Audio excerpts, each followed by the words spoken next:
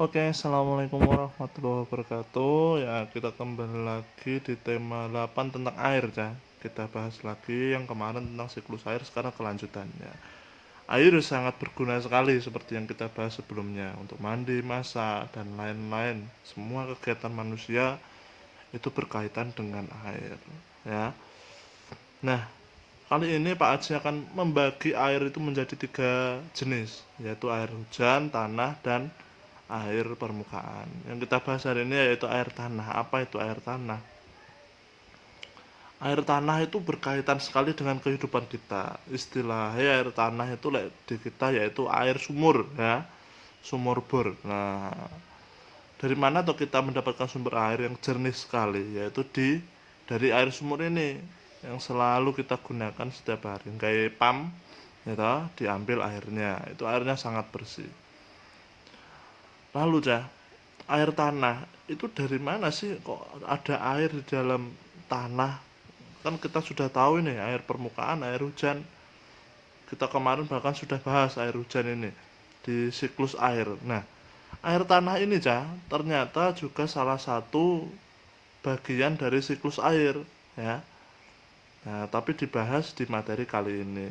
Bagiannya di mana sih terdapat bagiannya? Kok kemarin lupa belum dijelaskan? Nah, bukan lupa belum dijelaskan, tapi kali ini baru mau dijelaskan ya. Jadi ketika siklus air ya, ini gambarnya seperti biasa ya, air laut tuh menguap terus menjadi awan ya. Awan berkumpul menjadi awan hitam ya, terus terjadinya hujan. Nah, ini ada evaporasi, presipitasi ya, terus transpirasi ya, kondensasi itu ya.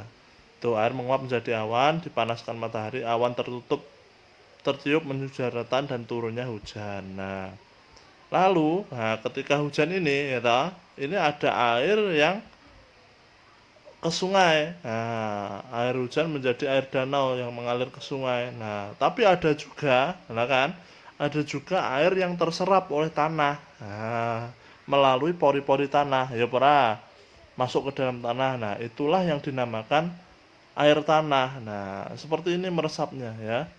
Jadi meresapnya itu agak lama aja. Butuh proses bertahun-tahun ya.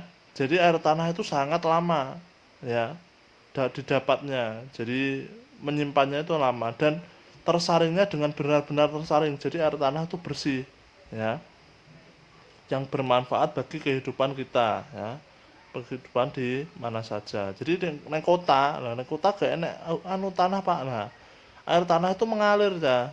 Jadi bisa dipakai oleh orang kota juga.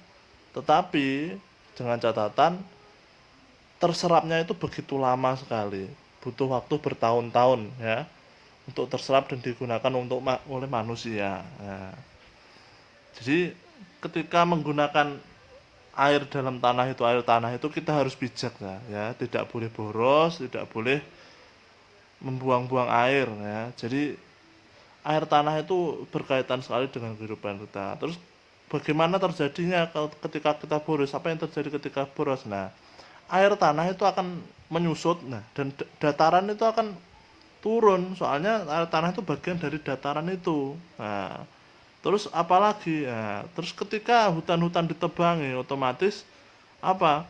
Air tanah tidak terserap dengan baik. Nah, akibatnya apa? Air hujan tadi tidak terserap dan jadi hujan, dan jadi banjir. Banjir di mana-mana ya. Jadi kita harus menggunakannya dengan bijak dan juga merawat lingkungan ya. Soalnya air tanah itu berkaitan dengan lingkungan buat makan dan minum makhluk hidup lain. Ya. Makanya dengan materi kali ini kita harus tahu bagaimana cara menjaga lingkungan seperti itu. Oke, sekian materi pada pagi hari ini. Nanti akan ada pertanyaan, silahkan dikerjakan. Oke, wassalamualaikum warahmatullahi wabarakatuh.